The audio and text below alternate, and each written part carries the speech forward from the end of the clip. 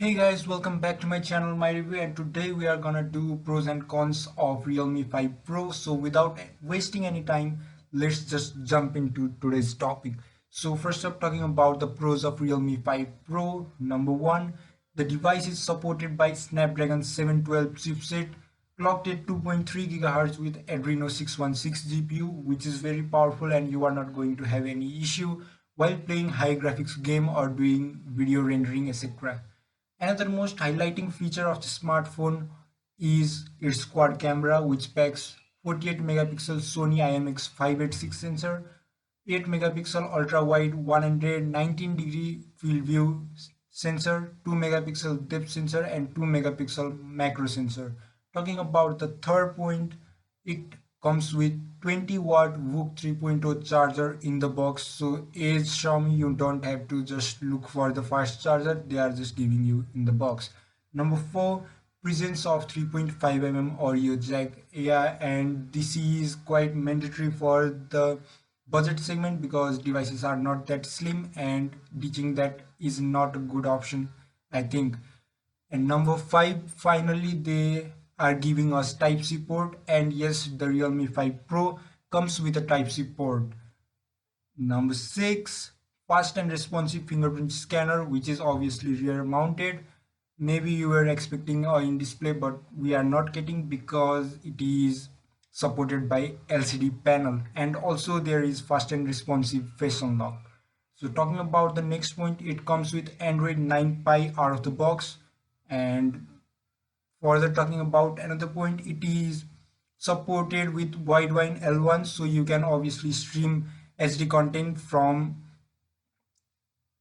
Netflix and all. And also camera to API is enabled, so you can obviously install Google Cam and also boost up your camera to the highest potential. Storage type is UFS 2.1, which is very good, and also the RAM type is LPDDR4X, which is also very good. So Realme, I think, have not considered any of the fact in making their smartphone one of the best in the segment. It also comes with P2I coating, which makes the device splash resistant, but you cannot just leave the smartphone in water for testing it. It will cause serious damage.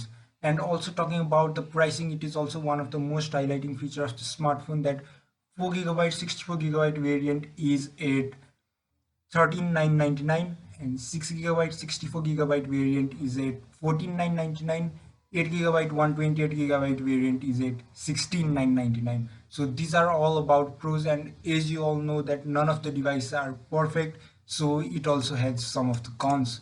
First up, talking about, it does not have LED notification light. The second point is it has Gorilla Glass 3 protection. We were expecting Gorilla Glass 5 obviously, but let me mention you one thing, that Gorilla Glass 3 is more scratch resistant than Gorilla Glass 5.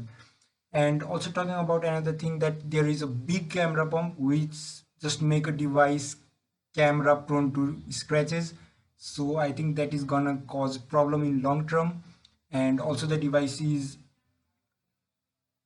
having a polycarbonate pack, which kind of disappoints me because I was expecting for a glass back in this one. And also the presence of ColorOS 6. I personally don't like ColorOS, so this might depend upon your preference, is someone may like the UI, but from my side it is one of the cons. But we can expect Realme OS very soon in this one.